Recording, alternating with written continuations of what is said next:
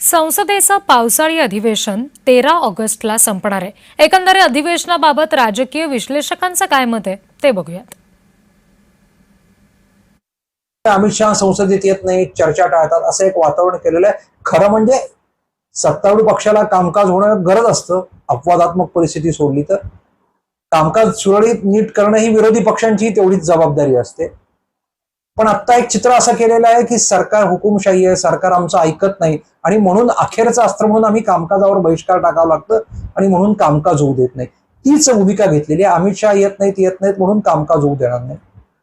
आता अमित शहा यांनी लोकसभेच्या अध्यक्षांना पत्र लिहिलं आहे, सगळ्या प्रकारची चर्चा झाली पाहिजे अशी भूमिका घेतली आहे। आता इतके दिवस अमित शहा हे संसदेत येत नाहीत, बोलत नाहीत अशी भूमिका घेणारे विरोधक ज्यावेळी अमित शहा संसदेत उभे राहतील आणि बोलायला लागतील त्यावेळी काय भूमिका घेतात हे पाहावं लागेल।